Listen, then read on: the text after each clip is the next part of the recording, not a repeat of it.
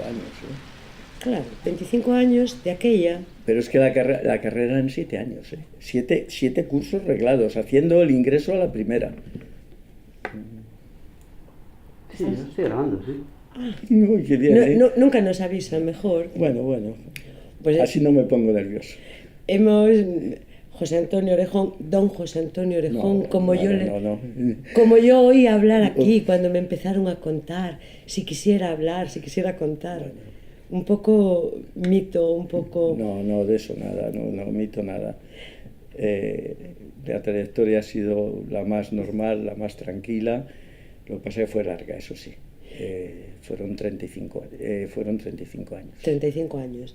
Bueno, hacemos esa especificación que hemos hecho antes de encenderse la cámara, de que siempre te tratabas con todo el mundo de usted durante tu periodo profesional. Sí. A todo el personal de la empresa lo sabe que le llamaba de usted y ellos a mí. No establecía diferencias, era extraordinariamente cómodo. No es que me sienta anticuado, y una vez que se ha jubilado uno, pues pasa al pelotón de todos los jubilados, sin ningún tipo de nivel profesional ni nada que se le parezca. Yo, como ya te he conocido ahora, he entrado en el pelotón. pelotón. Jubilado, sí. Me parece perfecto, Isabel. Aunque a lo mejor por el medio se nos cuela en algún momento. No, usted. a mí no, porque me he acostumbrado también a tutear, porque se ha desarrollado de tal manera el tuteo hoy día que es absurdo casi recurrir. Parece, no sé, dar un corte al que te llama de tú, como se hace con tanta normalidad. Pues hoy todo el mundo, y tampoco pasa nada. Bueno, yo creo que está... Sí, quizás si se acompaña de una buena interlocución. Exactamente, o sea, en este momento el ser bien educado o mal educado no depende de eso, depende de otras cosas. Sí, de muchas cosas, es cierto. Digo también, antes de empezar porque creo que tienes muchísimas cosas que contar. Bueno. Hay un guión estupendo aquí que yo iré consultando, pero me parece que no me va a hacer falta, porque sí. Vas a dirigir tú esta conversación, creo. Pero que las primeras impresiones que tenemos de charlar, conversar con la gente de la empresa, con gente como Enrique Tourón, Enrique Suárez, con mucha gente, es de un tremendo cariño, respeto y admiración hacia ti. Pues no sabes, si tuviera que ponerme otra insignia, me pondría esa. Hay una frase que nos resultó que siempre, de cara a los patronos, a los empresarios, a quien coincidió en cada etapa, que siempre tenían la sensación de que tú los ponías por delante de todo, de que los estabas cuidando. Pues me agradezco muchísimo esa postura y que la hayan dicho ellos motu propio, pero de verdad que es lo máximo que se puede conseguir, porque cuando se está en una empresa, además, he dicho siempre que alguien me ha hecho mirar un poco hacia atrás, que he sido una persona extraordinariamente afortunada,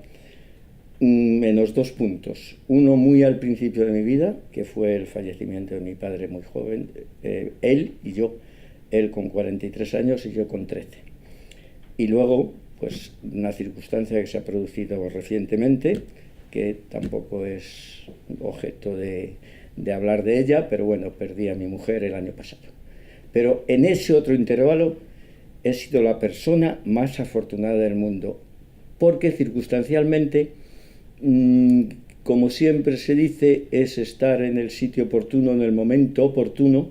A mí me ha tocado, por suerte, estar y he intentado aprovecharlo. Y entonces me ha tocado vivir muchísimas experiencias, no solamente en la empresa, en el abastecimiento de agua, sino en la universidad, en el colegio profesional, en muchísimos sitios que me han hecho, y además con el impulso que siempre se me dio desde la familia, pues que ha sido muy fácil. Y yo siempre que me han dicho lo que tú me has dicho, lo que han dicho esos empleados, quizá exagerando, he dicho que la única pregunta que me hacía de vez en cuando era: me están diciendo que esto está saliendo bien, pero si estuviera otra persona a lo mejor lo había hecho mejor. Y esa era la pregunta, pero esa era la que me movía, ¿no? No conformarme, sino decir, a lo mejor a otra persona en otro abastecimiento, decían, el abastecimiento a La Coruña está muy bien, tal, no sé qué, yo decía, y por el contrario, el de B está peor y no sé qué. Y digo, bueno, y si yo estuviera en B y la persona que estuviera en La Coruña, a lo mejor podía estar mejor La Coruña. Y haciéndose esa pregunta, no es falsa modestia, ni muchísimo menos. Porque como todo puede mejorarse y se habrán cometido fallos, porque lo absoluto no sería humano. Y si de algo he presumido, es de intentar ser humano. Me encanta esa afirmación, ya me la dijiste el primer día por teléfono, pero es verdad que estar en el sitio apropiado, en el momento apropiado, no es fácil, ciertamente, pero también hay que ser la persona apropiada. Bueno, porque si no, el momento apropiado nunca coincide. Quiero decir, hay que tener unas características, una predisposición y un querer afrontar retos. Bien, sí, pero ya digo, la oportunidad era tan clara, que de verdad que no costó ningún esfuerzo extraordinario. O sea, quitando algunos días que se pueden mencionar, yo he dormido muy tranquilo. O sea, nunca he tenido la presión porque no me la han producido. Y entonces, y lo podemos ver, estaba todo tan bien hecho, hasta que yo me tuve que asumir la responsabilidad, que casi el camino estaba marcado. El camino estaba marcado. Y entonces, con esas hipótesis, la empresa es muy sencilla, porque no tiene ni la gran tecnología, sino lo que tiene es responsabilidad. Y tú lo has vivido con las personas. Sí. Tú no has visto grandes ingenieros, grandes administrativos, gestores económicos. No. Hay que tener en cuenta que nosotros la producción la teníamos vendida de antemano. Lo que teníamos es que tener producción y sobre todo darla a un precio que todo el mundo pudiera acceder a él. Ese era el único problema. Entonces eso, si yo hablo con un comercial de Coca-Cola o con un responsable de Coca-Cola que tiene algunos beneficios, nadie nos pedía beneficios, nadie nos pedía, o sea, un resultado positivo, sino que no diéramos la lata. O sea, a mí también puede surgir o no surgir. Yo, durante todo el periodo de la empresa municipal, a los alcaldes, a todos, yo creo que no los veía más de 4 o 5 veces al año, y en los consejos. Eso es bueno. A Paco, a Francisco Vázquez, que lo fue durante mucho tiempo, siempre delegó. Además, en una persona extraordinaria, de la que la ciudad no sabe lo que esa persona trabajó por la ciudad, que fue don Federico de la Fuente. Y entonces al alcalde es que no lo veía. Y él siempre me decía, bien, lo veía en el Teresa Herrera, lo veía en la recepción de Navidad, y me decía, tú no me des la lata y seguiremos bien. Como me des la lata, pues seguramente te echaré. Y claro, cuando a un gestor le dicen eso, no me des la lata nada más, porque era una empresa de servicios, pues es bastante sencillo si se tiene equipo, porque yo ahora digo lo mismo del equipo, que era un equipo extraordinariamente profesional, que le habían salido los dientes en Aguas de La Coruña. O sea, tampoco se trataba de gente que íbamos a buscar la Harvard, pero que cuando se rompía una tubería, bueno, alguno, y como os ha contado, le han llamado estado jubilado o se ha ofrecido voluntario, sí, para llegar a demostrar que las cosas se hacen. Me he encontrado en esta empresa, me estoy encontrando, lo intuía, pero cuando te lo encuentras la realidad siempre te sorprende. Cosas como, por ejemplo, tú eres técnico, tú eres ingeniero de caminos, tú ya estabas como ingeniero en la empresa antes de asumir la responsabilidad. Sin embargo, qué bien, cómo hiciste esa transición, sí, de estar en primera línea técnica, como estuviste creo que con la empresa de Cebre, con más temas, a dejar trabajar a la gente, a dejar que un buen equipo... Sí.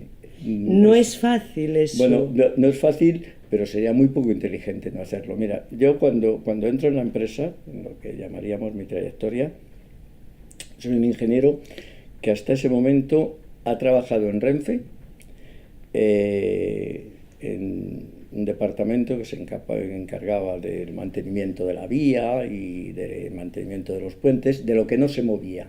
O sea, simplemente... se llamaba de instalaciones fijas, la vía, las traviesas, los puentes, las estaciones, llevaba esa responsabilidad.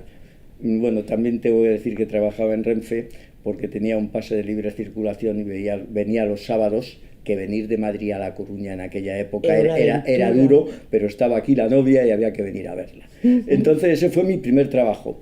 Y luego el segundo, y cuando vine a La Coruña, fue en una fábrica de prefabricados, que estuve año y medio, 2 años, y luego lo compaginé incluso una temporada con Aguas de La Coruña, o sea que no tenía ni idea de agua. La gestión técnica de aguas, quitando cuando hay un gran proyecto, que yo me lo encontré hecho por seguramente el mejor ingeniero que había entonces en Galicia, que fue Luciano Jordi, ingeniero de Fenosa, que ha hecho prácticamente todas las presas de Fenosa, y me encontré un proyecto encima de la mesa.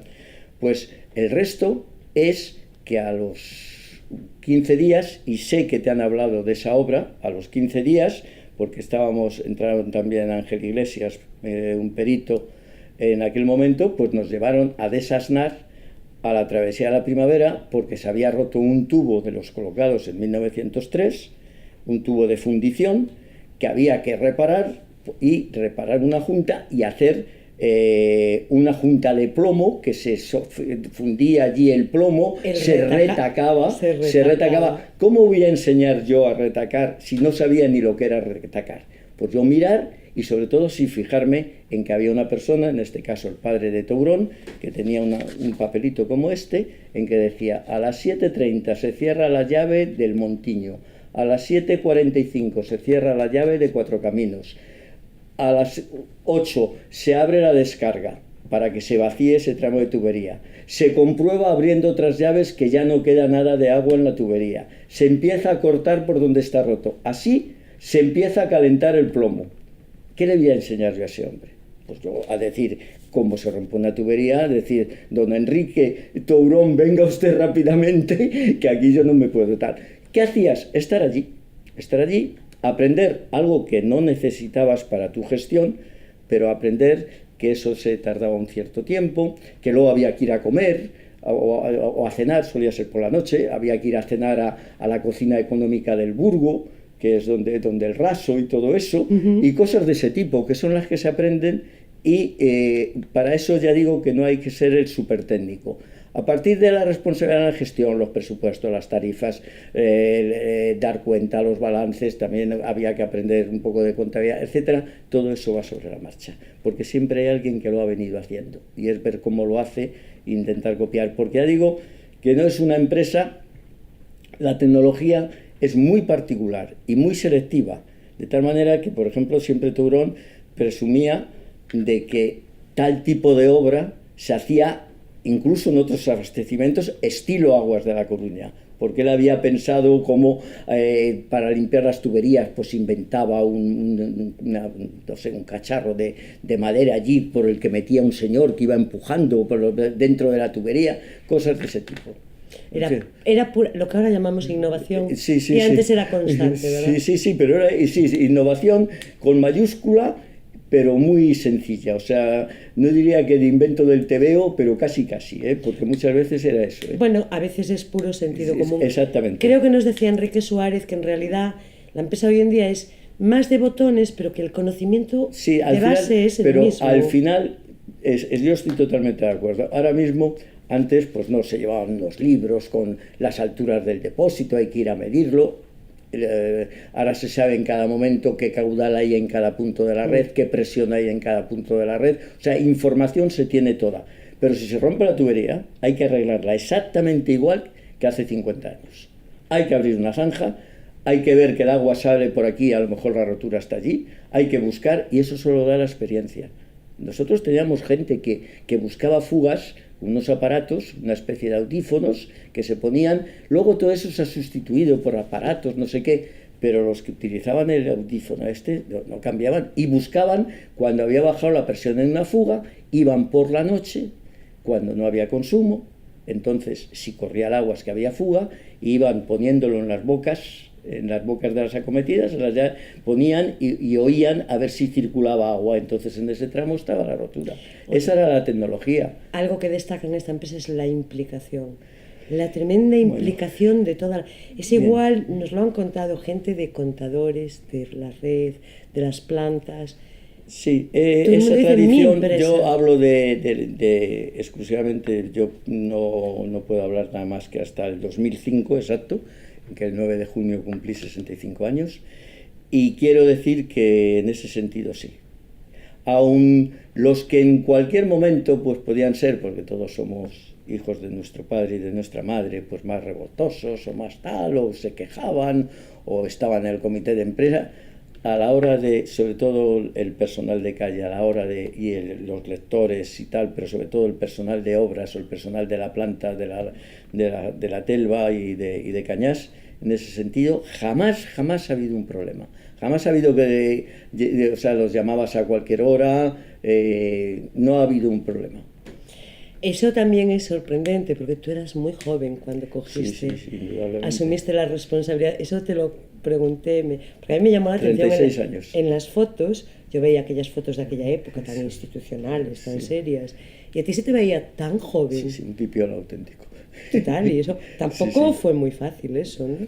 No, porque mira, de verdad, en esta empresa había dos personas, y tengo que hacer honor a ellas, o sea, que eran Enrique Tourón, del que he hablado, y Tomás Fábregas, que era un perito industrial, también de la Quinta, muy amigo de Enrique Tourón, ya te habrán contado, que le quisieron ser alcalde de Carral, y como no quiso, le metieron un día en la cárcel, recién terminada la guerra. Lo curioso fue por lo que nos contaste, que lo quisieron hacer alcalde, porque encontraba soluciones. Sí, ¿no? sí, exacto, porque era el hombre que había estado toda la guerra allí llevando la planta de Cañas, un hombre tranquilo y tal, y que no se metía en ningún lío, y entonces dijeron, pues para alcalde. Bueno, pues esa persona y Tourón, pues a lo mejor también porque era el pipiolo, aunque para mí eran don Tomás y don Enrique y yo era don José, pues me enseñaron el oficio. Porque esto, más que un desarrollo profesional,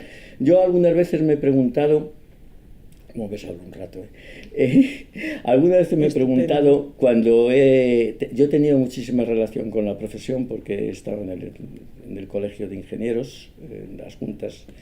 Y claro, cuando los oí hablar, todos habían hecho unos puentes impresionantes, fíjate, los accesos a Galicia, los puentes estos, otros habían hecho pues, unos edificios grandiosos, tal.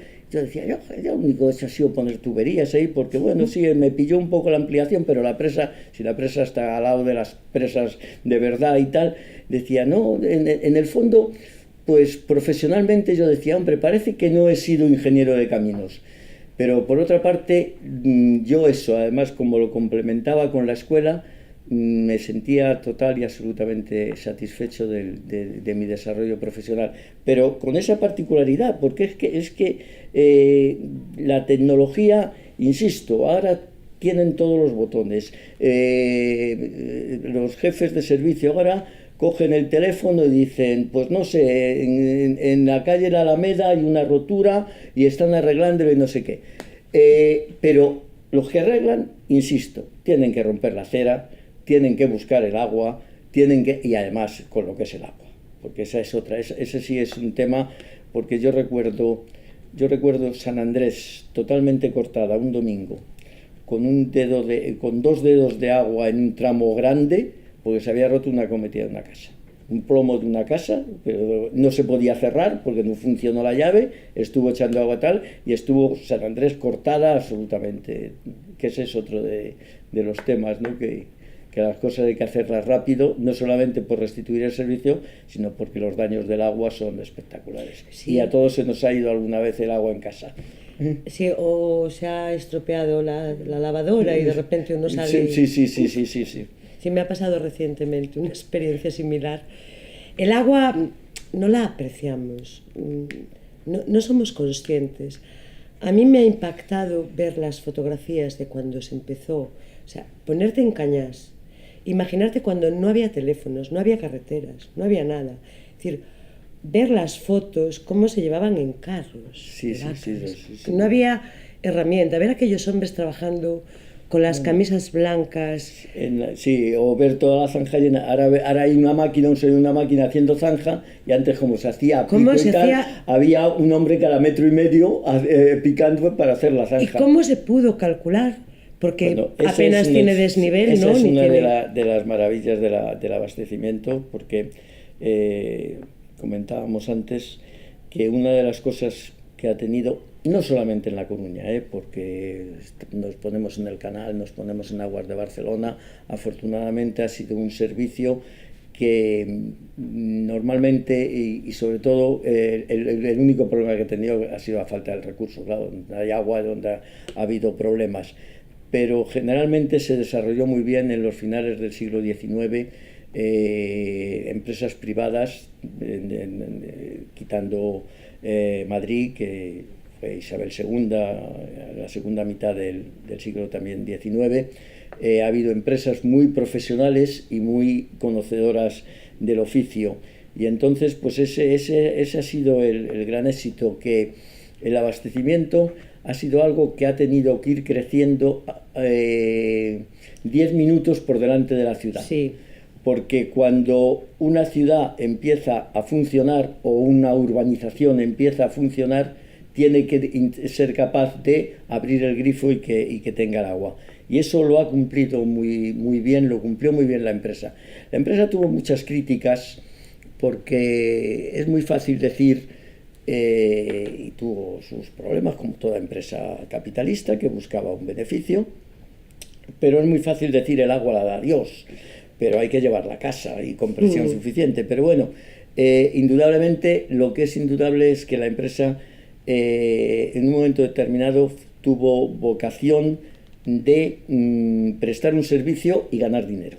O sea, porque en ese sentido, primeramente, ya no tiene nada que ver con la empresa ahora, nos situamos en el principio del siglo XX, una empresa totalmente capitalista, como eran la mayoría de las empresas grandes, ya digo, con la excepción que sigue manteniéndose del canal de Isabel II. Pues bien, en ese 1881, ¿cómo estaba la ciudad? Pues la ciudad, que en aquel momento pues tenía 30.000 habitantes, no tenía más. El censo del 57 da 27 y luego 5 años después da 33, vamos a poner que tenía eso, pero ya empezaba a sentir la necesidad de desarrollarse.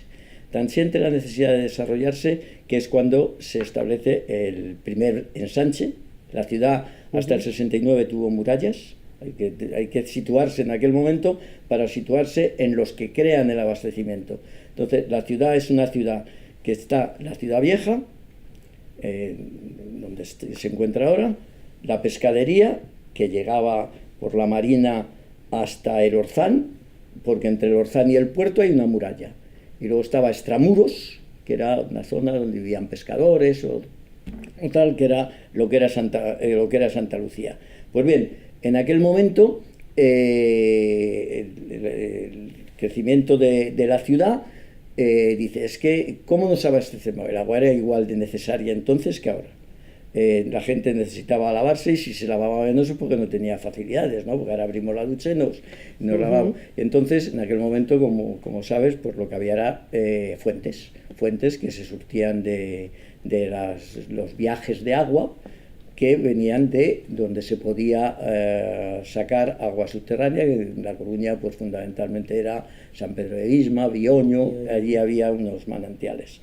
Esos manantiales se traían a La Coruña, que aunque era muy poca distancia, las obras, no hay más que ver el acueducto del Paseo de los Puentes actual, que se mantiene, o sea, porque el agua había que traerla, los sifones eran difíciles de hacer, entonces había que traerla por gravedad, y luego la gente se abastecía mediante aguadores en las fuentes, la fuente de la Fama, la fuente de Santa Catalina, fuentes que algunas todavía perviven. Las fuentes y los lavaderos. Y luego, exactamente, la gente para lavar, los lavaderos.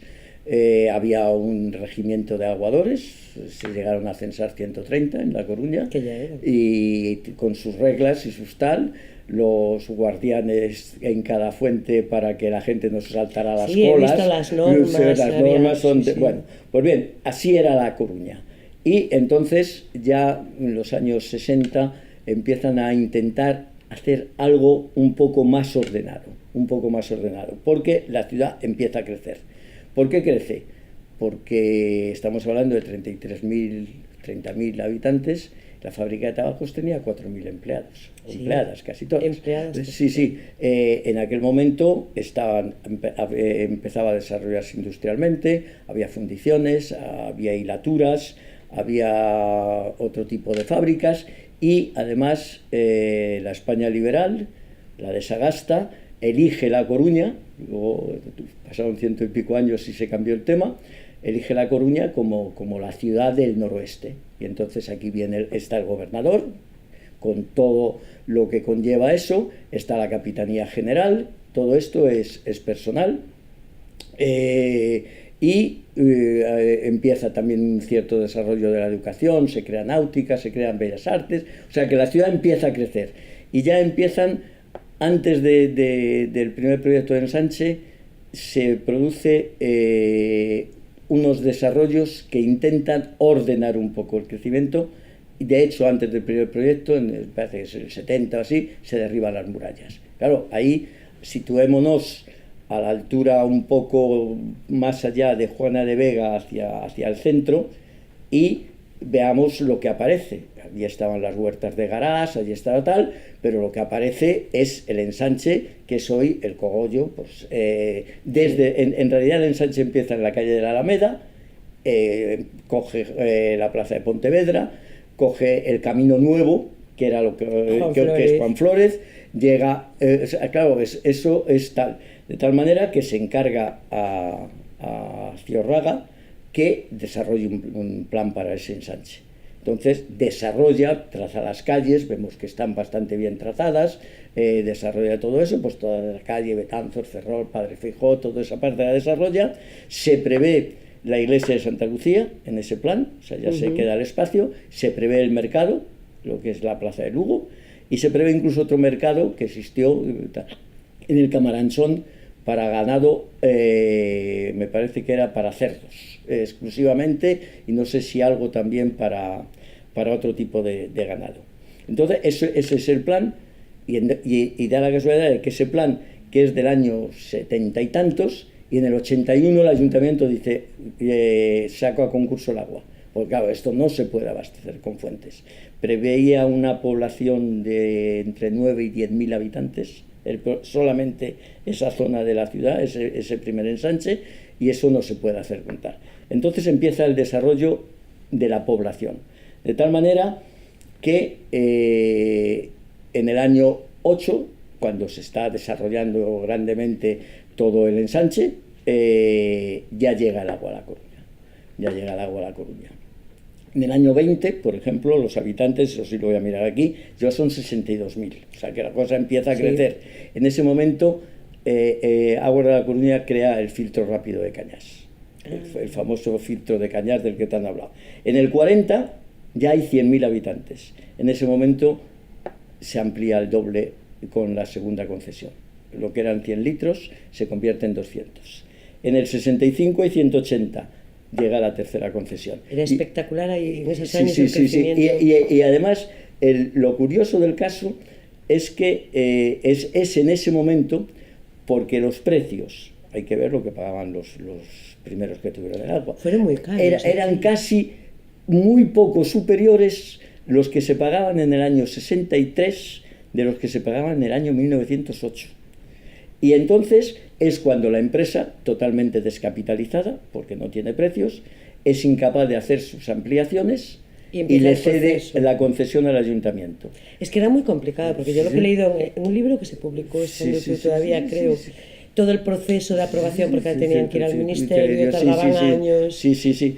Pues en ese momento se crea por fin el ayuntamiento, porque una de las razones por las que el capital privado tiene que dejarlo es porque no se podía subvencionar, estamos en épocas de Franco, entonces no se podía subvencionar a las empresas privadas, por lo menos directamente, y al ayuntamiento sí.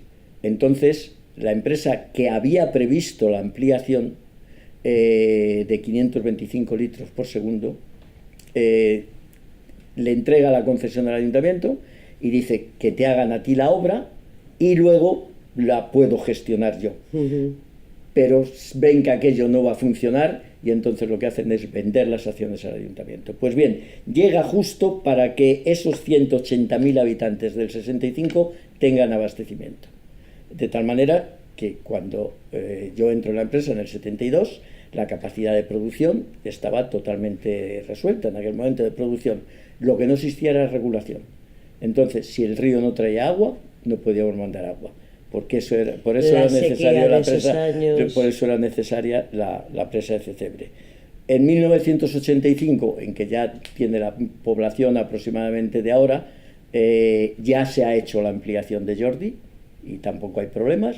Y luego en el 2005, pues incluso se hace la nueva ampliación. O sea que siempre ha ido un poco en paralelo. Una curiosidad de la presa que contaste el día de la comida, que es cómo se sostiene. Los anclajes de la presa. Bueno, la presa, el anclaje es un poco pues para agarrarse, pero no el esfuerzo es una presa de gravedad, es decir, que la que aguanta es que está bien anclada en el fondo, pero la que aguanta es el peso. O sea, la presa no vuelca, no porque aguante en los extremos si fuera una presa en arco, sino porque pesa muchísimo el hormigón y entonces es una presa, pero se llaman presas de gravedad. Una presa muy sencilla, pero colocada en un sitio que Jordi y don Ricardo Fernández Cuevas atinaron, porque fue una cosa de los dos, y vamos, casi con poner un poco de hormigón allí, hicieron 22 millones de Decías metros el otro cúbicos. Día que no me la manden derribar, porque eso no a mí que no me manden de comando para derribar eso, porque eso no hay quien lo tire, no. El proceso de municipalización de la empresa, con todo, fue largo, porque incluso desde que se transmitieron todas las acciones... Fue largo, es que fue muy curioso, o sea, el tema tiene su chiste, porque y además ese proceso se produce cuando yo entro en la empresa. En un momento determinado, don Pedro Barrié de la Maza convoca Junta General Extraordinaria en el año 69 y dice, como ya, porque ha habido gestiones antes, el ayuntamiento, a esa Junta General asisten los accionistas históricos. Además es muy curioso, he cometido un error. Ya ha dimitido don Pedro Barrié de la Maza. Cuando el ayuntamiento decide comprar las acciones, don Pedro vende sus acciones y todos los consejeros venden, y entonces resulta que las acciones son del ayuntamiento. Y da la casualidad, que esa es una cosa curiosa y que además es digna de tener en cuenta, de que en ese momento el alcalde es Demetrio Salorio, que había sido consejero de Aguas de La Coruña toda la vida. Su padre había sido uno de los máximos, aparte de accionista, de los máximos ejecutores. El padre de Demetrio Salorio era ingeniero industrial, incluso sustituyó muchas veces a don Ricardo, y entonces da la casualidad de que en la junta en que se disuelve, ya no la preside Barrié, la preside, ahora no recuerdo, entonces en esa junta en que se disuelve Aguas de La Coruña, no se disuelve, perdón, dimiten todos los consejeros, porque Aguas de La Coruña sigue, dimiten todos los consejeros antiguos, está representando al 85% del capital el alcalde de La Coruña, que es Demetrio Salorio. Bien, entonces esos consejeros se van. O sea, en esa junta lo que hacen es dimitir los consejeros históricos. Estaba Fernando Salorio, el primo, que era ingeniero de caminos, estaba gente muy conocida de la ciudad que tenía las acciones. Entonces, el ayuntamiento de repente se encuentra que en su caja fuerte tiene pues casi el 90% del capital de una sociedad privada y sigue funcionando como capital privado. Entonces, convoca a las juntas generales en el boletín oficial del Estado, porque ¿qué pasa? Que los empleados no se enteran. Los empleados siguen siendo los mismos, la planta de tratamiento es la misma, las tuberías son las mismas, los lectores son los mismos, el agua cuesta lo mismo, ahí no ha pasado nada. Ha sido que antes era de unos señores y era de otros. Es más, fuerzan, tengo que decir, y él en su bonomía lo acepta, fuerzan a don Ricardo Fernández Cuevas que siga, que llevaba desde el año 25, que siga unos años de director, para que no haya Sí. un cambio, ya estaban en mente proponiendo otro director, un joven ingeniero. Que luego no era yo estaba todavía en Madrid. Y entonces, estaba en aplicación del hormigón, haciendo postes. Y entonces, en ese momento, pues el alcalde lo que hace es nombrar a 8 personas, al letrado asesor, a don Antonio Ulloa, al ingeniero, a Víctor Solórzano, a 3 concejales, los nombra consejeros. ¿Cómo los nombra consejeros? Pues por el procedimiento que había antes. Porque los estatutos que regían la sociedad eran los mismos. Y entonces, como tenían que tener, pues no sé, 5.000 pesetas en acciones, pues se las ponían a su nombre, esas acciones. Y iban a las juntas generales y funcionaba igual el consejo. Lo que pasa es que esa situación no se podía mantener mucho. Entonces, en un momento determinado, en tiempo de Berta Tapia, se constituye Emalsa. Se constituye una empresa municipal, pero que se ve obligada, porque había acciones que se habían perdido, se ve obligada a hacer un expediente de expropiación para las acciones que no conocía, porque Emalsa tenía que tener el 100% de las acciones de Aguas de La Coruña.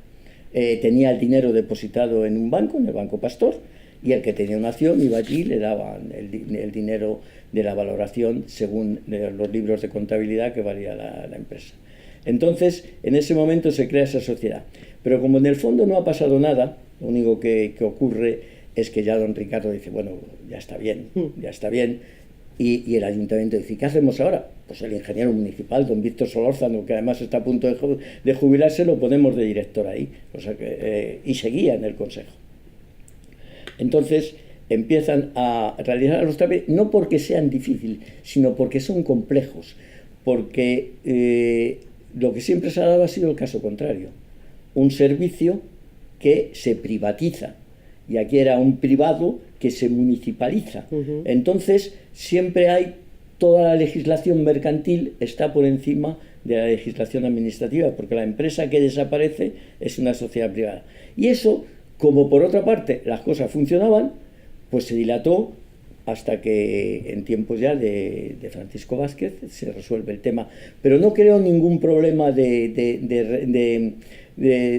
se celebraban 2 juntas generales, la de Aguas de La Coruña y la de Emalsa, que era la dueña de Aguas de La Coruña, pero no creo ningún problema hasta que un notario dijo, bueno, esto hay que terminarlo de una vez, y se decretó la fusión por absorción de Aguas de La Coruña en Emalsa. Es que leyéndolo desde fuera sorprende, claro, sí. Es un proceso tan largo. El problema era divertidísimo, porque la Junta General era la misma. Y entonces, en un momento determinado, estaban allí, se celebraba, siempre coincidía con un pleno, y decía el alcalde, bueno, vamos a celebrar el pleno. Celebraron el pleno, y cuando terminaba decía, bueno, no se muevan los señores concejales, que vamos a celebrar la Junta General de Emalsa. Ahora no somos el ayuntamiento, ahora somos la Junta General de Emalsa, como una Junta General del Banco Bilbao. Por favor, la prensa que salga. Y entonces celebraba la Junta General. Pero había un momento que ya no sabían, de hecho, ha habido documentos de transferencia administrativa entre Emalsa y el ayuntamiento, en que ha firmado por el ayuntamiento don Federico de la Fuente, porque Francisco Vázquez estaba de vacaciones y había delegado en el primer teniente de alcalde, y firmaba, pero por no firmar él mismo, entonces sí firmaba don Federico de la Fuente como presidente de Emalsa. Claro. Al revés y tal, o sea que... Pero bueno... Sí, pero es verdad que la gente vivió, la gente de dentro, la gente de Emalsa... No se enteró. No se enteró. Una parte muy bonita de lo que cuentan son las conquistas, porque hoy en día se dice, claro, trabajar en Emalsa es un chollo, hoy en día hace tiempo ya, ¿no? Pero no fue así en tiempos. No. Los sueldos en otra época eran pequeños, había que convencer a la gente. Esto nos lo contaba Enrique Tourón, hijo, nos contaba como a fulanito, no, si estaba en la fontanería, que ganaba más dinero, eran íbamos... auténticos fichajes, eran auténticos... Sí, o sea, porque claro, los conocíamos, porque los fontaneros eran los que hacían las instalaciones de las casas, y su función terminaba cuando entroncaba con Aguas de la Coruña, o sea que se conocían a todos. Y claro, el personal nuestro no era tonto y veía a los que eran buenos y claro. tal, y sí, se produjeron algunos fichajes, ¿eh? Sí. Y fue muy bonita también la historia, que conste que también hay algún estudio hecho por la universidad de la evolución salarial. Sí. Entonces, y ahí también te han citado a ti en algún momento en cuanto a, bueno, pues había cuando ya empezó a haber negociación colectiva y tal, pues esto no nos lo van a dar, pero bueno, que quede escrito, y lo dejabais escrito. Y cómo estas conquistas, desde los balones de oxígeno hasta... Bueno, la negociación en aquellos tiempos era difícil. Estamos hablando de épocas en crecimientos de IPC del 20 y en crecimientos salariales del 22 y del 24, en un momento, estoy hablando de los primeros años 80, era complicado, era complicado la discusión. Lo que pasa es que siempre nos hemos llevado relativamente bien. Aunque algunos puedan decir, bueno, es que claro, siempre la parte empresarial, porque en ese momento uno tenía que pensar como parte empresarial, siempre al final se sale con la suya, nunca hubo tensiones graves. Ha habido pequeñas cosas, porque tiene que haberlo, se habrán salido de manifiesto, pero pero siempre con un ánimo constructivo. Sí, pero no ha habido problemas así, y desde luego, pues yo tengo que decir, y eso hay que agradecerse al personal, que cuando ha habido problemas de huelga y tal, siempre ha habido una colaboración. Nunca ha habido huelgas aquí. Pero no voy a llamar tampoco que fueran esquiroles, ¿no? Porque también la dirección se preocupaba de que, por ejemplo, ese día no salieran a la calle, no se leyera, pero no están tal. Si estaban en el almacén, estaban ordenando piezas, si estaban los lectores, estaban haciendo su trabajo, cumplían su horario y se iban a su casa, como normalmente era un día o dos, y siempre, o sea, jamás tampoco se forzó, jamás se crearon servicios mínimos. Quizá en las últimas, ya que hubo más movimiento, pues por evitar la autoridad, el gobernador o tal, pedía y exigía que se crearan servicios mínimos, pero no... No, sí, es una cosa, es un tema sorprendente en esta empresa, porque fue un trabajo conjunto. Evidentemente, en algún momento pues eran los trabajadores los que pedían, pero que siempre hubo una comunión con la dirección para ir consiguiendo mejoras. Yo quiero decir que yo también era otro momento. Es que hacer cualquier comparación no es justa ahora, porque parece que era muy bonito, pero es que las circunstancias eran radicalmente distintas. Por ejemplo, aquí se jubilaba todo el mundo, en Aguas de la Coruña y posteriormente de Malsa, se jubilaba todo el mundo y las viudas seguían trabajando. Bueno, tengo que decir que por convenio y por reglamentación nacional del año 40 y tantos, el sindicato al que pertenecía la empresa, que era Agua, Gas y Electricidad, tenía una ventaja que se habían dado, que era que se le complementaba un poco la jubilación. Pues la implicación con la empresa era tanto que si el empleado cobraba 100 de la Seguridad Social y 30 de la empresa, él cobraba 130 y la empresa cobraba la jubilación. O sea, estaba establecido mediante los correspondientes habilitados, o sea que él seguía cobrando de la empresa, y la viuda, el complemento que tenía del salario, o sea, en vez de cobrarlo por distintos sitios, él seguía con esa relación con la empresa, de tal manera que como la empresa lo que hacía era complementarle el salario, pues ahí lo que le complementaba la prestación de la Seguridad Social. Esta es una empresa de pocas mujeres, tardó muchos años en haber mujeres. Te expliqué la razón. Sí. Estamos hablando de cuál es la manera que la empresa desarrolla su función, y quizá haya que fijarse un poco en eso. El primer proceso, y estamos hablando de esos años, hoy día estaría llena de mujeres, o estarán entrando, no lo sé, pero ya es totalmente distinto. En aquel momento estamos hablando de las plantas de tratamiento, primero solo Cañas y luego Cañas y La Telva, con turnos, incluso trabajando por la noche. Generalmente hasta en el convenio había una pequeña diferencia, fíjate si las cosas eran curiosas, que en el convenio cobraban un poquito más los de La Coruña, y ese se llamaba personal de aldea. los que trabajaban en las plantas de tratamiento. Y la justificación era tan racional como que decía, estamos en los años 40, normalmente esta gente tiene patatas, o tiene lechugas, o tiene judías, o tiene leche, y el de la ciudad no lo tiene. Eran pequeña la diferencia, pero se mantuvo tiempo, se mantuvo hasta el año 80 y tantos. Pues en aquel momento esa gente de la aldea, por lo normal es que fueran hombres, que fueran gente de allí, relacionados muchas veces con la empresa, familiares, lo encontraban en la planta de tratamiento. Otra actividad eran los que colocaban tuberías, esos que se metían en la zanja, esos que estaban con el barro, ese trabajo muy duro que en aquel momento, digo que hoy día ya lo hacen mujeres en otras empresas, pero en aquel momento no era pensable, y entonces ese era otro acceso, que era el peonaje. Y luego estaba el siguiente acceso a... ¿Qué tarea era después de, mediante tuberías, llevar el agua hasta el grifo? Pues la siguiente tarea era cobrarle al que lo usaba. Entonces estaban los lectores, leían el contador y cobraban. Esos también, ir por las casas, de casa en casa y no sé qué, era una labor que estoy hablando de los años 30 y de los años 40 y de los 50. No me estoy situando en la época actual, o sea, porque como hemos dicho, la empresa ha seguido una línea continua. Pues esos eran los lectores cobradores, normalmente, que tampoco era un trabajo muy solicitado, porque era es duro, más duro de lo que parece. Es más duro de lo que parece. Los contadores estaban dentro de casa, por eso digo que no parecía lógico que una chica, una señora, llegara a las 9 de la mañana, llamar a un timbre, entrar a leer un contador, no sé qué, a cobrar, a manejar el dinero, situándonos en los años 50, por favor.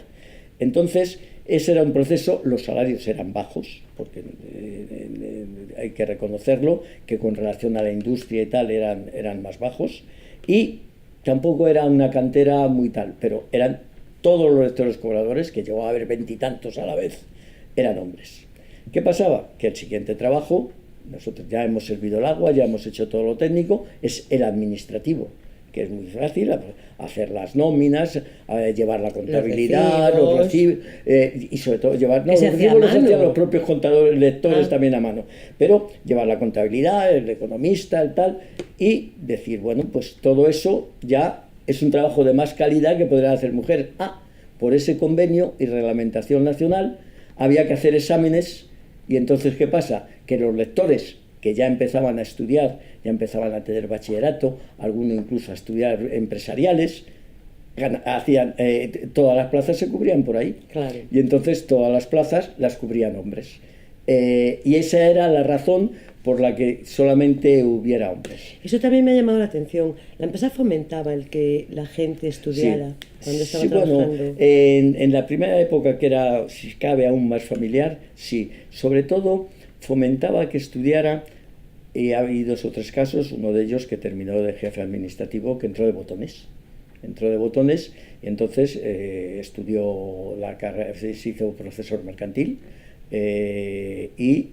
sí estaba muy fomentado en cuanto a horario y tal, y luego ha habido otros casos en que también se ha ido, pero bueno, eso ocurría generalmente en muchas empresas, Sí, porque también había se fomentaba eso, sí. Pero ya digo, este es indudable.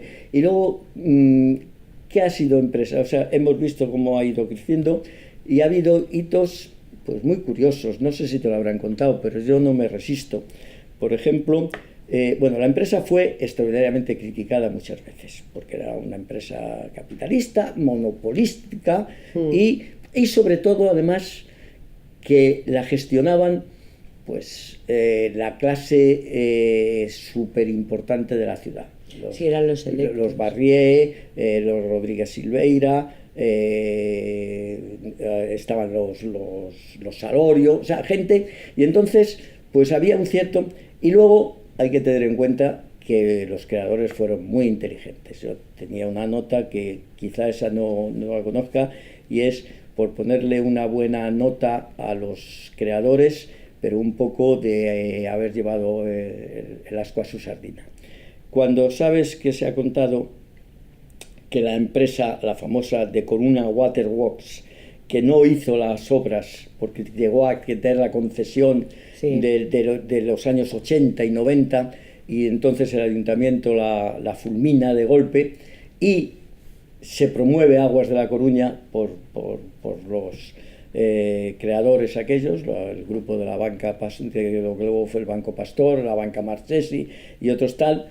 Entonces dicen, nosotros estamos dispuestos a hacer la obra y nos comprometemos en plazo.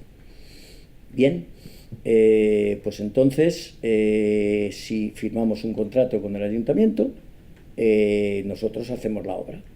Le hacen una propuesta, pero dicen, de todas maneras la obra que se proyectó en el año 81 por el ingeniero Yáñez no nos gusta demasiado. Nosotros queremos hacer otra que va a ser más barata, que va a ser lo que luego se hizo en el resto de las ampliaciones, va a ser coger el agua en la Telva y bombearla, porque hoy día ya se puede traer fácilmente y no irse a Cañas, que con una pendiente del 3 por 10.000, que hay que ver lo que es eso, es que suba 3 metros en 10 kilómetros. Entonces eso es muy caro, y entonces nosotros hacemos esta obra y estamos dispuestos a mantener los precios de la concesión que existe y tal. Entonces el ayuntamiento dice, bien, de acuerdo, pero como ya hay obra hecha, me hacéis la obra, y se van haciendo proyectos cada vez, me hacéis la obra del Barcés, la obra de Cañas, y me hacéis la obra del Barcés. Y esto ya digo, esto no lo conoce la ciudad, pero creo que es importante que se conozca. Entonces los gestores de Aguas dicen, bien, pero bueno, pero vamos a hacer el contrato entonces. Y en ese contrato Aguas dice totalmente, yo hago el proyecto a partir del río Barcés. Yo hago la planta en donde está la pequeña presa de captación y lo que se hace. Pero lo primero, el ayuntamiento me garantiza que los ingleses no me complican la vida, cosa bastante lógica. Entonces, cualquier garantía de los ingleses queda resuelta. Si ellos recurren porque la concesión no está bien anulada y nosotros nos retiraremos, pero ustedes nos indemnizan si ellos quieren hacer la obra. La segunda es, usted me garantiza un consumo mínimo para fuentes. Ese ya estaba en el primer contrato, pero creo que lo subieron un poquito. Pero ese ya estaba en el primer contrato, pero eso dio lugar a problemas. Luego, sí. Bien, eso es el siguiente. Luego, me garantiza que no me va a hacer usted la competencia. Usted no va a sacar agua que encuentra por ahí por San Pedro y la trae para aquí, para tal, no sé qué, porque eso no está, yo quiero tal. Y la gorda. No vamos a pagar impuestos. Lo exime totalmente de impuestos, tanto en las obras como en la explotación. Eso tuvo truco después. Sí, pero bueno, estuvo y hasta el final, pero sí, se mantuvo. No vamos a pagar impuestos. Y luego, además, me va a apoyar usted a la hora de expropiar, a la hora de terrenos para colocar tuberías. Esa era bastante lógica. Pero ese es el contrato que se firma. Ahora también cumplieron. Y el año 8 estaba el agua en la ciudad. El año 8, que por cierto es muy curioso porque yo en un momento de la celebración del centenario y tal leí, y el año 8 fue un año muy singular en la ciudad. Sí, pasó de todo aquí. Sí, bueno, la primera noticia que yo esa la vi, además la leí en un periódico de aquí, que lo comentaba sobre comentario del 8, digo, qué casualidad, es que se abrió con un asesinato que fue noticia por todos los sitios. Ay, sí, no sé. Y es un practicante que mató al practicante del ayuntamiento porque le había ganado la plaza en el ayuntamiento. Y bueno, eso ya os puedes imaginar lo que aquello fue. También es que da la casualidad que yo he leído la efeméride del 8, digo, hombre, esto lo voy a aprovechar, de hace mucho tiempo lo tenía una notita. Ese año se le dio el título de condesa a doña Emilia Pardo Bazán. Ese año muere Curros Enrique. Y lo que es más importante, ese año juega el Deportivo en los primeros campeonatos oficiales en el campo de la Gaiteira. En el Corralón de la Gaiteira. En el Corralón de la Gaiteira. O sea que, y ese año llega el agua a La Coruña. O sea que... Porque en realidad este proyecto, el proyecto de mudanza, en el que nos planteamos si es posible que reflexione una ciudad, y entonces, claro, van apareciendo diferentes perspectivas. sin duda, la empresa de aguas es el hilo conductor, porque el agua son las venas y las arterias de una ciudad. Entonces creo que no podíamos empezar con mejor pie, pero en realidad nació un poco en torno a los 50 años que cumplía la refinería. Y ahí hay una anécdota que me llamó la atención, porque bueno, pues también producto de su época, en su momento, la refinería fue por decreto, vino para aquí, sí. Vigo también quería, de hecho allí hubo una iniciativa privada, se decretó para aquí, se instaló aquí, y uno de los, o sea, fue un decreto del gobierno, fue una imposición, pero el agua, la factura del agua no se pagaba, se le adjudicó al Ayuntamiento de Coruña. La refinería no pagaba su factura de agua al principio. Pero muy al principio. Muy al principio. Ahora sí te digo lo que paga ahora. Ahora no lo sé, pero cuando yo me jubilé, y ahora pagará en la misma proporción, yo siempre dije, y no me gusta nada emplear el yo, que si la refinería no estuviera, el agua subía el 20%. Porque tiene una factura. Porque tiene una factura, y claro, no da ninguna guerra, porque es leer un contador. O sea, es proporcionar el agua, o sea, el agua que cuesta la electricidad de llevarla allí ya, pero vamos, no da roturas, o sea, no tiene puede dar una rotura, pero como es una conducción que va para el solo, no es lo mismo que en la ciudad y tal. Ahora también se asume la responsabilidad de que no pueden estar sin agua, y cuando ha habido restricción o cuando ha habido alguna rotura o cuando ha habido que hacer, que siga ocurriendo, alguna actuación en la red que supone corte, hay que avisarles con mucho tiempo, porque tienen un depósito para consumir incluso durante un día, porque el agua para ellos, por medidas de seguridad, es absolutamente vital. De hecho, quiero recordar que me comentó Yao cuando, hablando con Roberto Catoira y Enrique Tourón, que en el momento de los años aquellos de la sequía tan bestial, sí. 74, por ahí, que se había hecho una conducción especial. Bueno, en ese momento, que es el momento en que, ya digo, yo empiezo en la empresa, en ese momento que la situación, estamos hablando del 72, es que La Coruña tiene capacidad de tratamiento que no utiliza al 100%. O sea, depende de verano e invierno, pero había la planta nueva, las dos antiguas, la de la Cañas y la primera de la Telva, funcionaban al 100%. Y luego, con la ampliación esta que hizo el ayuntamiento, porque no fue capaz de hacer Aguas de La Coruña, pues se veía el consumo por las horas que trabajaba. Entonces, ayer trabajó 17 horas, como trabajaba a 525 y tal, o sea, no trabajaba a pleno rendimiento. Tenía agua de sobre, estoy hablando del año 72. ¿Por qué hay restricciones en el 75, el último año de Franco? Pues hay restricciones porque no llegaba el agua a la Telva. O sea, los ríos no traían agua, no había capacidad de regulación, los estiajes eran muy grandes y el río no traía agua. Entonces, como la Telva tiene un azud que recoge el agua, había que parar de producir y bombear durante tiempo para que eso se completara y se pudiera mandar agua a la planta de tratamiento y ya de la planta de tratamiento a la ciudad. Entonces, eso significaba que le pilló en Orsay, no, porque desde los años 58 existía un informe de don Ricardo Fernández Cuevas de que eso iba a pasar.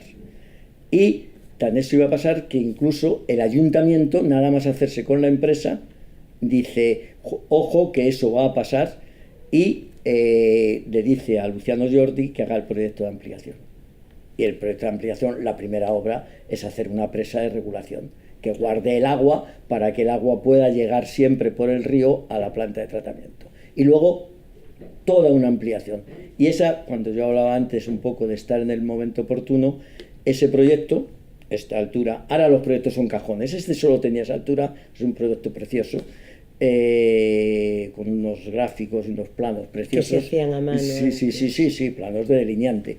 Pues ese proyecto es el que a mí, don Víctor Solórzano, que era el director cuando yo entro, me lo coloca, me pone una mesa pequeñita, como las auxiliares, en un despacho bastante grande, que era el de don Ricardo, en el que estaba la sala de consejos, tal. A mí me colocó una mesa, pues yo siempre mi puesto de trabajo siempre estuvo en dirección, era donde estaba él, y me coloca allí y me dice, estúdiatelo. O sea, por eso digo que qué cosa más bonita que le digan, a uno que con un proyecto así de grande, hecho por Luciano Jordi, por Chano Jordi, como sabes, sí, que se le conocía, y dice, porque esto hay que desarrollarlo y hay que separar la presa, porque lo que más prisa corre es la presa de Cecebre. Entonces, cuando pues, se redacta, pues, redactamos nosotros el proyecto desglosado del de Jordi de la presa que constituye la presa de Cecebre. Y la construcción de esa presa, ¿por qué estamos en ese momento así? Pues porque no ha habido restricciones, porque indudablemente esa obra no se puede acometer, esa gran ampliación de Jordi, y de hecho le dieron la medalla de la ciudad precisamente por ese proyecto. Ese proyecto no se puede desarrollar sino con ayuda del Estado. Entonces ponte tú a tramitar eso. Esa obra, cuando por final salió por terceras partes y la pagaba una tercera parte del Estado, otra tercera parte la Diputación mediante planes provinciales, también ponerlo de acuerdo, y una tercera parte el Ayuntamiento. Entonces, la gestión pues no corría prisa, bueno, tal. ¿Qué pasa? Llegan las restricciones y encima con don Francisco en Meirás, y aquello ya, de la gestión de esa obra que había estado parada hasta entonces, ahí sí tengo dos hechos curiosos, por no llamar anécdotas. Uno es que en el último Consejo de Ministros que se celebra, o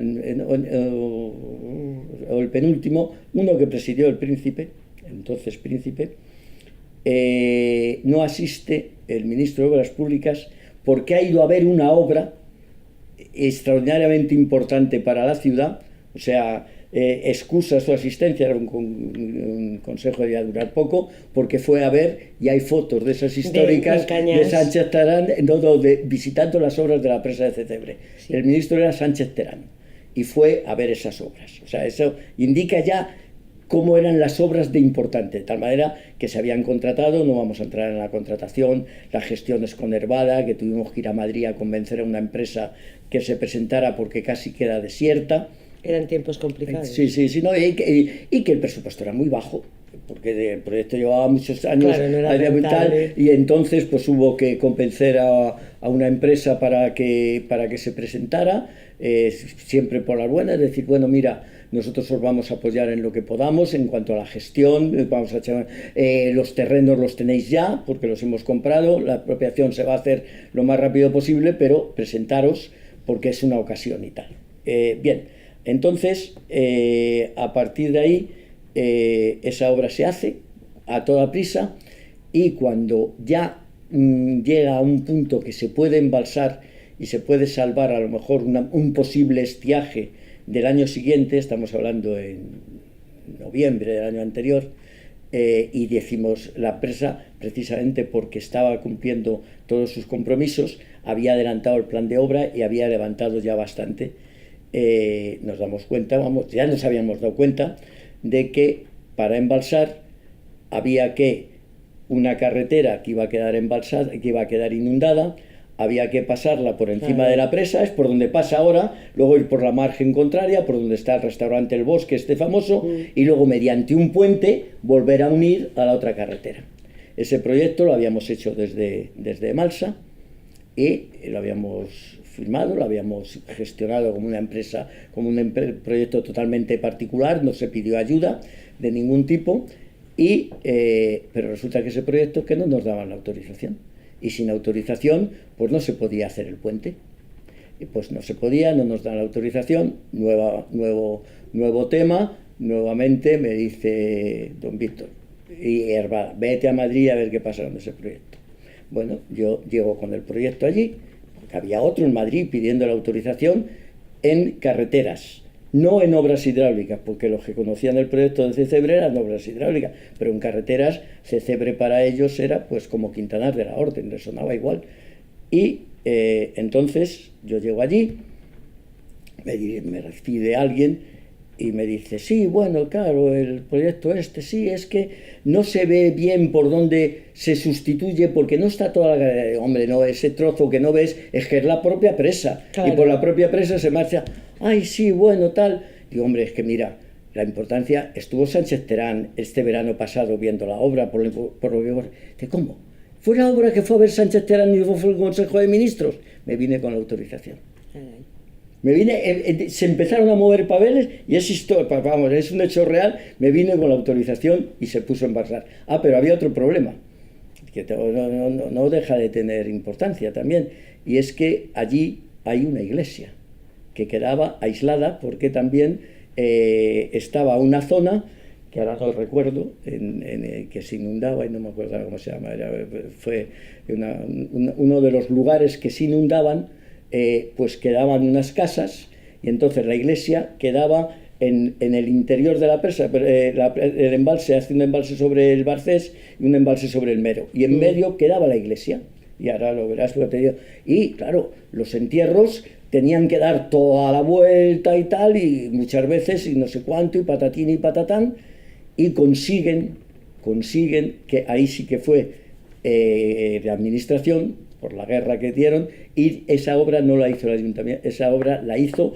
el propio Estado, o sea, la Dirección General de Presidencia de la Liga, y le hace la famosa pasarela, que si vas a Cecebre la ves, hay un puente y hay una pasarela que es peatonal nada más. Pues eso se hizo para los entierros de Seisurra, o algo así.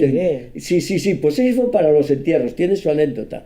Y mientras estuvo construyendo la presa, que hubo 2 fallecimientos, nosotros pagamos autocares para que la gente fuera. Pero al que no te puedes imaginar lo más divertido de todo. No. Esa sí que fue la monda. Que un día me viene un señor muy serio y cuando pagábamos los entierros, pues luego la pasarela no, pero cuando pagábamos los entierros me viene uno de los expropiados, además no había habido problemas con él, pero dice, bueno, pues ya no voy a firmar el último acta de replanteo porque me han discriminado. ¿Por qué? Porque yo soy testigo de Jehová y a los testigos de Jehová no nos pagan. Bueno, si se muere uno allí, pero no son muchos, y tuve que firmarle un papel diciendo que si durante la construcción de la presa se moría un testigo de Jehová, también le pagaríamos el autobús. Bueno, de verdad, esas no las había oído yo nunca, ¿eh? No, es que esas son de las verdaderas.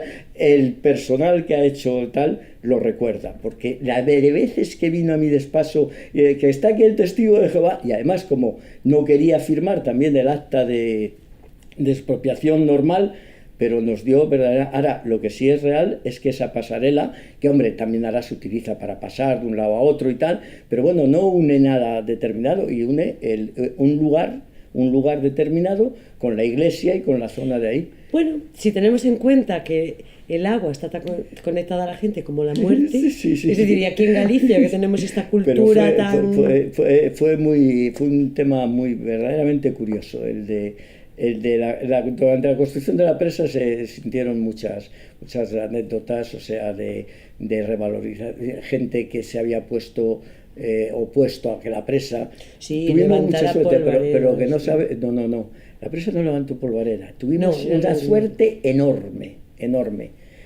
Y fue que la expropiación, que además el perito que la hizo, un perito que vivía en Ponferrada, lo hizo fabulosamente porque hablaba con los paisanos y me dijo a mí que conste que la expropiación que la hacía el Estado, que era el que tenía capacidad de expropiación, pero pagaba el ayuntamiento la expropiación. Dice, déjeme, pero solo con una conclusión, que nadie llegue a un acuerdo por fuera de mí. Y entonces dio la casualidad que coincidió con la expropiación de la autopista, que es así que creó problemas, como sabes, bueno, todos los problemas del mundo. Sí. Y la autopista cayó en el error de que a los últimos que cedían les pagaba más. Y no cambió. El abastecimiento de agua tenía más fuerza, es decir, hombre, es para dar agua a la ciudad y no es para hacer la autopista, y se hizo extraordinariamente bien. Pero tuvimos la suerte de la persona, que supo hacer. Miraboa se llamaba, y los de la empresa lo conocen, y que se mantuvo absolutamente inflexible. Él tenía la ley de su parte, la ley de expropiación, ya sabemos que, y sobre todo para un abastecimiento de agua, es muy tal, pero siempre se crean problemas, y no se creó problema ninguno. Pero se inundaron en realidad, me parece que 4 casas nada más, y que luego se han hecho unas casas mucho mejor. Pero ahí tengo una anécdota de lo que significa una presa, las denostadas presas, ¿no?, que son fascistas, por cierto. Una parcela aguas abajo de la presa, porque eso lo vivió el capataz que estaba allí en la obra, dice, lo que le pasó ayer fue genial. Se empezaron a revalorizar los terrenos. Y entonces un señor quería allí hacerse su casita o tal, porque era bonito aquello, y habló con el paisano que era el dueño. Y le dice, bueno, ¿y esto cuánto vale? Bueno, ya sabes lo que dice el paisano, ¿qué canto me da? ¿Qué canto me da? Bueno, hombre, no, pero usted pida, no, ¿qué canto me da? Y le dijo, bueno, pues de aquel momento, recuerdo la cifra, dice, le doy 1.000.000 de pesetas. Y dice, no se la vendo. ¿Y por qué? Porque le iba a pedir muchísimo menos y ahora ya no sé lo que vale. Te quiero decir lo que una obra genera. Dice, claro, él lo vendía como para hacer patatas y tal. Dice, es que le iba a pedir muchísimo menos y ahora ya no sé lo que vale. Y ahora me acaba de dejar. Sí. Bueno, es que ver la foto aérea de cómo era, de lo que era, y ver cómo quedó. Lo que ha creado allí la presa, que fue tan denostada. Bueno, es pasaje... ¿Tiene algún premio? No, y es pasaje de protección europea, de protección ambiental europea. Ha sido declarado porque hay allí unos patos que anidan o algo y tal. O sea, tiene un ecosistema riquísimo todo aquello. Sí. Y no cabe duda que los humanos tenemos muchas cosas buenas, pero a veces también nos cargamos lo que tenemos, como hemos hecho aquí pues con el río de Monelos, como... No, aquello, ya digo, es que la situación y el encaje de la presa, que inunda poquísimo, pero enseguida coge profundidad, es la parte, bueno, hoy eso sí me he enterado, hoy es un día los clave. de la empresa están temblando porque se les ha inundado la Telva por algunas zonas, pero es que toda el agua que cae, o sea, toda la cuenca, que son 2 ríos, porque coge los dos. La presa el río se podía llamar Barcés o se podía llamar Mero, desde el punto en que confluyen, pues son iguales, un poco lo pasa con el Miño y el Eo, y el Sil. Pues bien, en el momento es que puede uno calcular, bueno, han caído tanto, las correntías en tantos, hoy hay 100 litros, o sea, hoy bajan, pues no sé, 300 o 100 litros por segundo por el río, dentro de nada estamos con 3 metros cúbicos, o con 2 metros cúbicos, porque es que toda el agua de la cuenca termina en la presa. Toda, porque está justo en el punto final de la cuenca.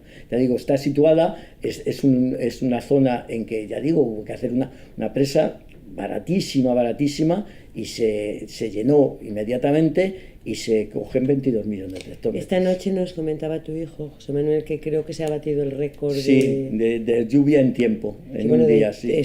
Tenemos toda la comarca inundada, está todo con problemas. Digo yo, esta empresa Esto está empezando a ser largo. Van a decir, vaya rollo que está soltando este buen hombre. ¿Qué va? Yo estoy encantada. Desde la traída hasta hoy, ¿cuánto ha pasado? La empresa que se conocía... De hecho, la traída, que dio nombre a un bar que cerró hace muchos años... esa es otra de las cosas curiosas de la empresa. La empresa debía ser muy festera, porque la empresa se constituye en el año 3...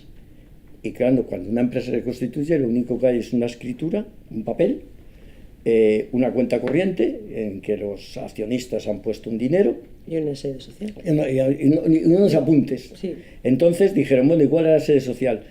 Y eso también es historia y puede ser curioso. Entonces, uno de los socios fundadores era el señor Silveira, que era el dueño de la azucarera coruñesa.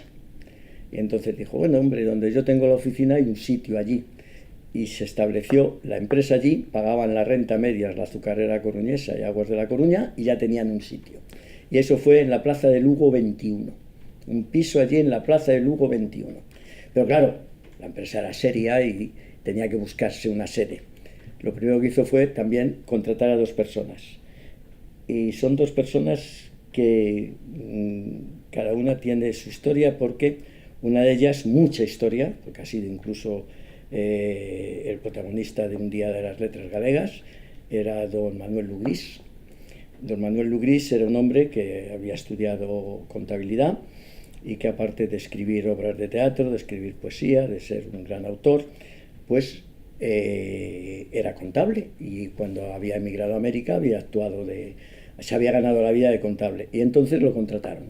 Fue el primer empleado de Aguas de la Coruña S.A., fue Manuel Lugrís, y Manuel Lugrís Iglesia, y el nombre con el que figura en el primer acta que recoge su contratación era de tenedor de libros. Sí. Un puesto muy... Y el otro era un señor que se llamaba Domingo Quiroga. Y este Domingo Quiroga, que figuraba como algo así como portero y mantenedor o una cosa así, precisamente su hijo, los que tenemos años recordarán mucho a su hijo, porque escribía unos artículos preciosos en La Voz de Galicia que se llamaban Panes y Peces, y se llamaba Domingo Quiroga. Escribía sobre temas de pesca y temas marítimos, pero vamos, yo recuerdo el recuadro ese durante años y años y años. Este era Domingo Quiroga, que era el hijo de este. Y luego un nieto, o sea, un hijo de este, fue concejal del Ayuntamiento de La Coruña, Héctor Quiroga, fue también concejal. Quiero decir que fueron dos personas que tuvieron. Y ya, estos ya se fueron a la primera sede. Y la primera sede fue, y está recogida en los libros, el salón principal del Teatro Circo Pardo Bazán, doña Emilia Pardo Bazán. Ese teatro circo ha desaparecido y es donde está ahora la autoridad portuaria. Estaba allí. En libros aparece. Por cierto, voy a hacer un inciso, y es que en un momento determinado Emalsa promovió con la universidad un convenio de la redacción de un libro que se llama El abastecimiento de agua a La Coruña, que la verdad debía ser obligatorio que estuviera en todas las bibliotecas de la ciudad, porque si tú lo has ojeado, es una maravilla de libro. Y como todo, la difusión es difícil, nadie se compra ese libro, pero en las bibliotecas de la ciudad debía de estar en pues todas. Pues realmente está muy bien enfocado. Y además es facilísimo de leer. Es un libro agradable de leer, y un libro que para investigadores, para ingenieros y para amantes de la historia de la ciudad lo dice del abastecimiento todo. Tengo el mío lleno de subrayados, te mandaré una foto por WhatsApp. Pues lleno bien, de subrayados. En ese vienen fotos de ese teatro Circo Pardo Bazán. Allí estuvieron hasta el año 15, o sea que allí es donde hicieron todo el abono y todo, porque en el año 8 que empieza a construirse, a servirse el agua. Entonces, en el año 15 se van a los altos, lo pone así los libros, del Salón París, donde estaba el cine París. Se llamaba Altos del Salón París. En la parte de arriba, que había unas oficinas, y allá estaba. Eso es lo que da lugar a que el bar que había enfrente se llamara La Traída, que se cerró hace 2 años. Claro, lo llevaban las dos hermanas. Los dos hermanos, tenía un queso bueno, pues La Traída es porque allí la gente que iba al abono a gestionar algo ya entraba, y el bar se llamaba La Traída. O sea que habían estado en el Teatro Circo y se van al Salón París. Y de allí se van al Teatro Colón. O sea, estuvieron también en el Teatro Colón, donde había estado Fenosa, iban un poco detrás de ello, y también estuvieron allí bastante tiempo, hasta el año 50 y tantos, que ya se van a Fernán de la Torre. Y de Fernán de la Torre, en el 93, a Doctor Hervada abajo, y luego aquí a la Casa del Agua. A este sitio maravilloso en el que tú has tenido mucho que ver, ¿no? Bueno, ese sí que es el caso del momento oportuno, está en el sitio oportuno. Ya muy próximo a jubilarme, por distintas circunstancias que también darían mucho que hablar, el ayuntamiento, no el hecho de que fuera propietario, el ayuntamiento tenía una parcela detrás del estadio Riazor municipal, en la que pues indudablemente era necesario hacer algo. La había sacado a concurso antes y no había resultado bien el concurso, había habido problemas de adjudicación que no son del caso, y entonces el alcalde, que tenía una promesa, y la verdad el alcalde intentaba, y casi siempre lo consiguió, cumplir las promesas, me llamó, y a mí y a Federico de la Fuente, que está de presidente, y dijo, mira, luego ya enseguida vino Javier Rosada, porque falleció Federico, dijo, mira, a mí me gustaría, yo tengo prometido hacer una piscina olímpica en la ciudad, y he pensado que en ese terreno, que es donde se colocaban los circos antes y tal, en ese terreno pues puede ser el sitio oportuno para hacerlo. Entonces era un terreno maravilloso, y dice, así que piensa lo que se puede hacer indudablemente no quiero que se haga una cosa que sea una explotación comercial, porque es una parcela municipal, y pensar un poco en el programa de lo que se puede hacer. Entonces el primer pensamiento, en aquel momento estaban muy de moda los cines, las boleras, empezaban a decir, pues hacemos una bolera, y hubo un primer proyecto que de verdad que se cae el alma a los pies viendo lo que se ha hecho después, que indudablemente conseguimos que se echara abajo, porque la primera propuesta sí, era económicamente, sacaba una rentabilidad a la parcela, además la piscina la tenía allí, por ahí, indudablemente incluía la piscina, pero como era la única condición que le habíamos puesto, y entonces hicimos nosotros el programa. Entonces redactamos el programa de lo que hoy es la Casa del Agua. Pues tiene que tener un atalaso que es de estas dimensiones, tiene que tener un gimnasio de estas dimensiones mínimas, tiene que tener la piscina olímpica, otra piscina, una tal, todo lo que es, eso se redacta un proyecto, o sea, se redacta un programa, y ese programa y se hace un concurso para ver quién es el que lo hace. Y entonces ese concurso se presenta Caixa Galicia con otras personas expertas en temas de tratamiento, expertas en spa, que constituyen una sociedad que se llama Espacios Termolúdicos, y ese proyecto lo hace un arquitecto que circunstancialmente es el mismo arquitecto que había hecho las termas en Orense, todos estos tal, pues es el mismo, manejaba bien el agua, y ese arquitecto es el que, o sea, ese proyecto es el que gana el concurso, se firma el contrato. Lo que pasa que luego ya Espacios Termolúdicos le encarga a Manuel Casabella que el proyecto de construcción, sobre la base de ese proyecto, lo haga él, Casabella, y coge la idea perfectamente, y ese fue el germen de lo que es hoy la Casa del Agua. De verdad que es una obra de la que el ayuntamiento puede sentirse orgulloso. Si además tiene un ambiente propio, sí, sí. Yo soy de las que me vengo a mediodía. Sí, no, es que claro, nadar en la piscina olímpica, porque cumplió el compromiso, y además eso fue lo primero, y claro, es el centro de la instalación, porque antes, ya digo, la subían a un piso allí por encima de la bolera o algo así.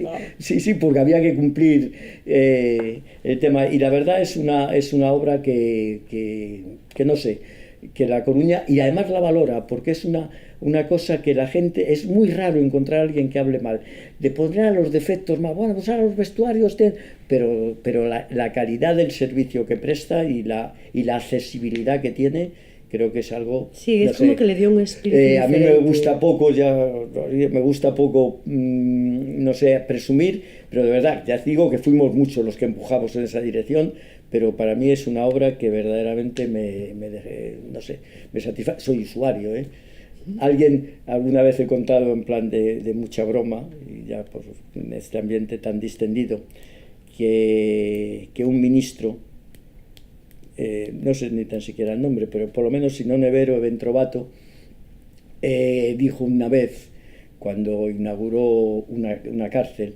dijo, no, es que a mí lo de hacer escuelas no me resulta muy divertido, pero las cárceles cuanto mejor, porque nadie sabe lo que pasará en el futuro. Y entonces yo quizá pensara también en la Casa del Agua, digo, bueno, yo no sé, ya de tubos voy a estar poco, pero mira, hacerse una Casa del Agua que esté bien, y una piscina y una tal, para el futuro no está mal, ¿no? Aunque llevamos una charla larga, yo no sé si nos no sé cuánto tiempo. No sé si nos repetiremos, porque a mí hay cantidad de cosas por el medio que me apetece preguntarte, pero no quería, sin hacer una referencia a tu vivencia con respecto a la creación de la universidad.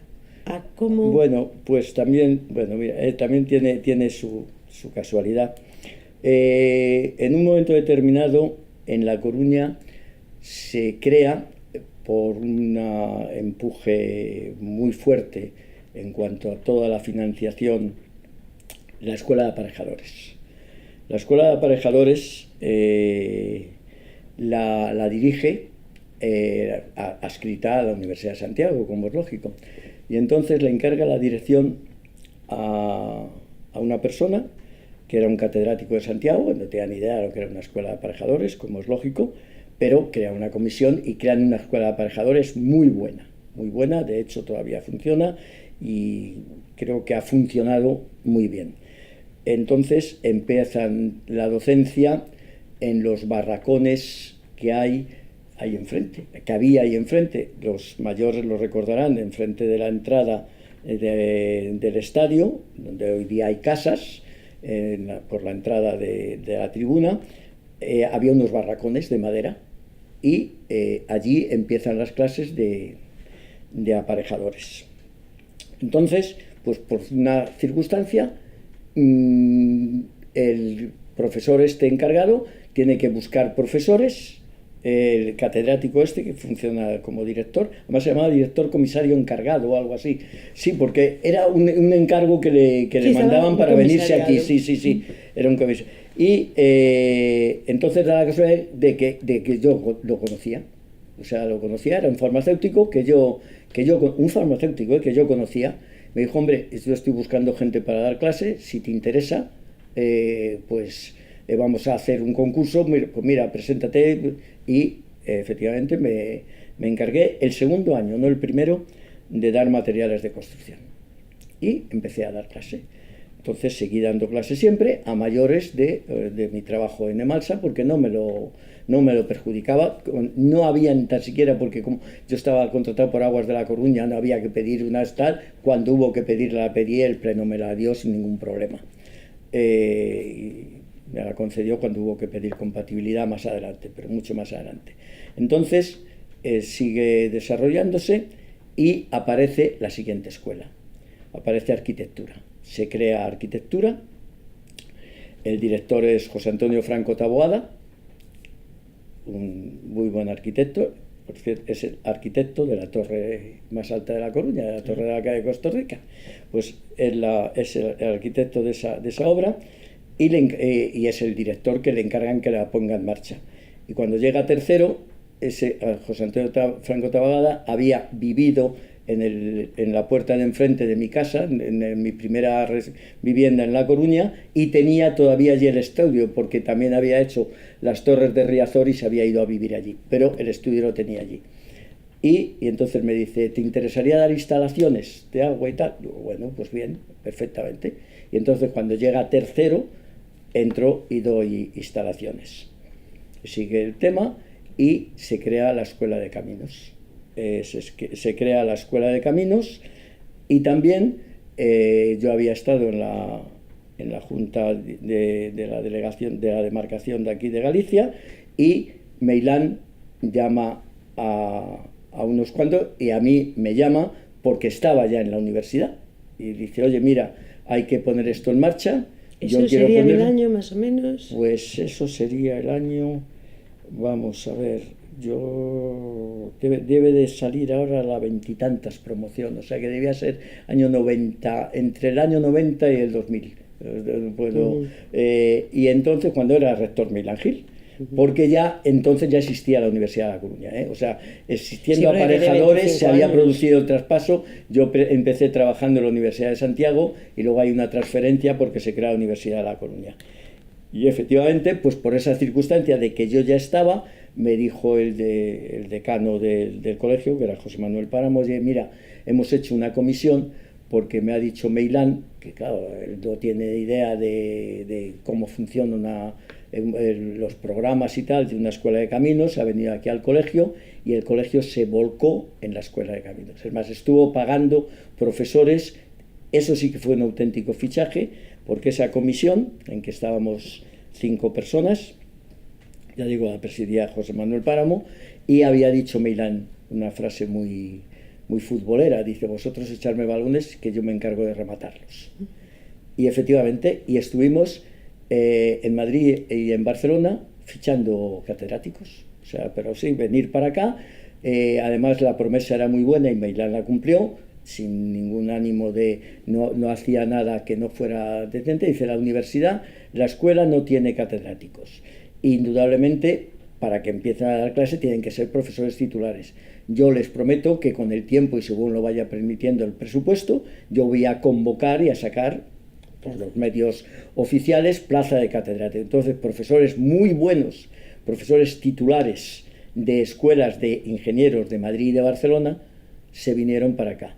Lo que pasa que el primer año, como tenían docencia en donde estaba, el Colegio de Caminos les estuvo pagando los viajes y creó, y existe todavía, y eso es noticia, la Fundación de la Ingeniería Civil, paralela a la Fundación de la Universidad, que constituyeron veintitantas empresas principales de España, está ACS, Dragados, todas estas, y constituyeron un patronato y una fundación que exclusivamente se dedica a apoyar a la Escuela de Caminos.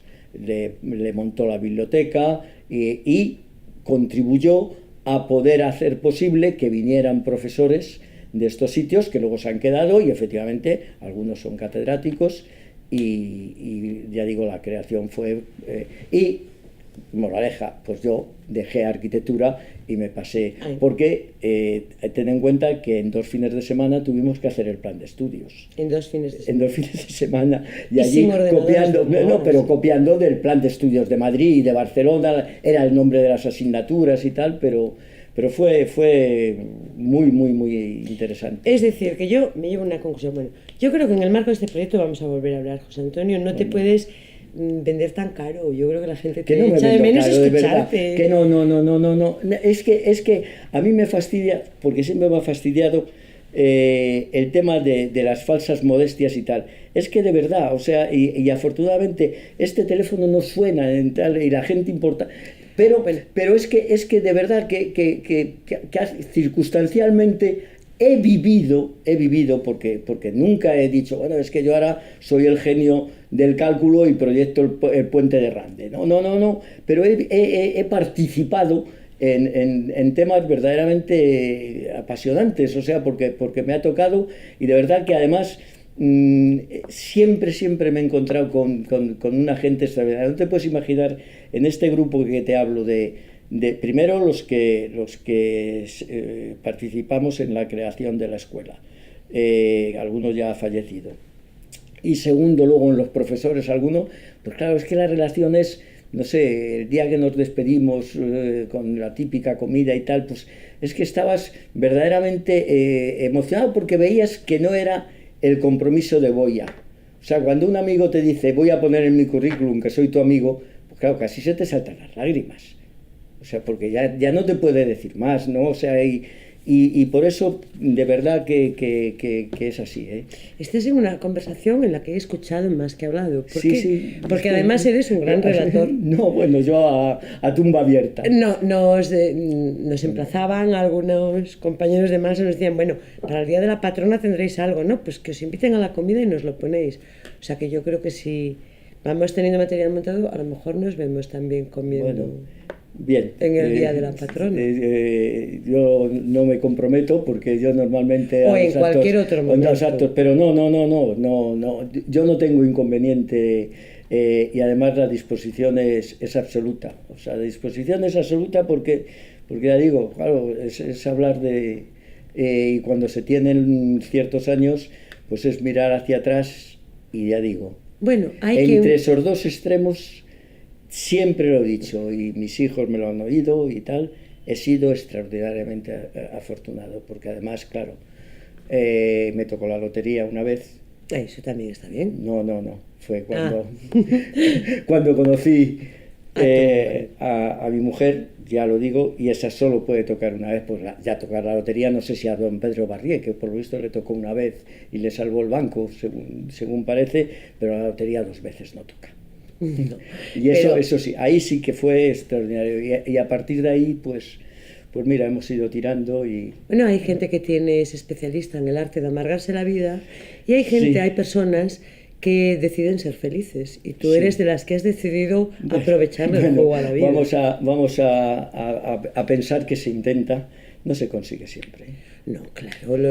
No, estoy hablando en la actualidad. Hasta entonces lo conseguí. Yo vamos. Bueno, la vida son claroscuros. Si no tuviéramos también periodos oscuros, pero... Pero bueno, ya digo que si yo me quejara, porque tenemos en cuenta que la vida es la vida y todo tiene que ocurrir.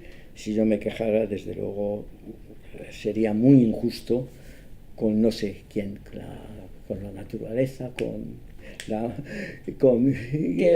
si hay alguien que dispone de lo que somos, desde luego no me puedo quejar.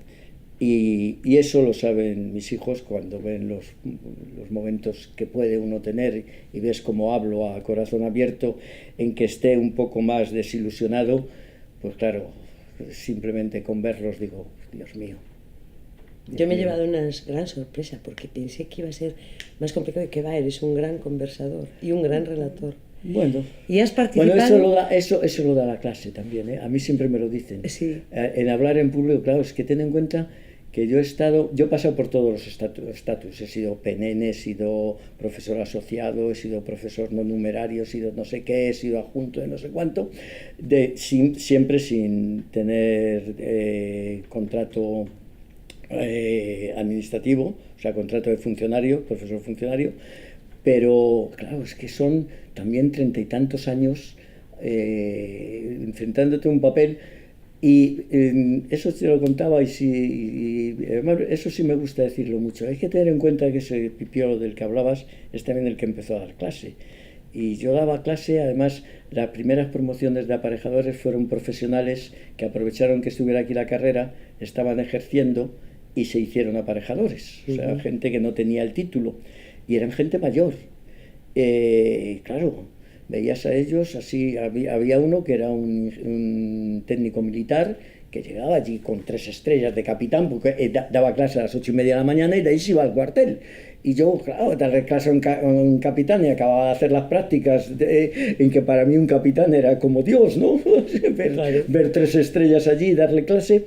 Y entonces fue pasando tanto tiempo que yo viví varias etapas. Y claro, el primer choque fuerte fue cuando llegó la promoción de mi hija mayor. O sea que ya mis alumnos eran como mi hija. Luego llegó la profesión la promoción de mi hijo pequeño, que se llevan años. ¿Cómo van creciendo? Cada vez eran más niños. Todos tenían 18 años, pero yo cada vez los veía más jóvenes. Y todos tenían 18 años justos, que era cuando entran a la universidad. Y claro, cuando llegó una promoción a la que mi hijo pequeño dijo, oh, es que esta promoción de ahora, estos jóvenes de ahora son la monda, ya sabes que lo dicen los que ahora tienen 30 y tanto, claro, te vas encontrando y te encuentras que veías a aquel de 18 años, ya no el capitán, como una persona pues casi de tu quinta, yo tenía 34 en aquel momento, claro, a encontrarte un bebé allí que decía, pero ¿cómo puede ser este chico universitario? Sí, siempre nos lo parece que son más niños. Mira, como conclusión me quedo 2 cosas. Has participado en el crecimiento y enriquecimiento de la ciudad en 2 cosas muy importantes. En el agua, que es el agua de la vida, y en la educación. Uy, qué bonito, me quedo con ello. Muchísimas gracias por esta conversación. De nada, y a tu disposición. Ya digo, yo ahora mismo, y diría que me gustaría fuera de tal, pero ahí anda este hombre que lo coge, esto ya es making of. Que lo coge todo. De verdad que estoy asustado de la cantidad, del rollo que he soltado. ¿Qué va? Te va a sorprender cuando lo escuches. Bueno. ¿Qué va? ¿Qué dices tú, Yago, que no has escuchado? Yo momentos que me estaba descojonando. ¿Verdad? ¿No te apetecía intervenir? Porque él es un gran conversador.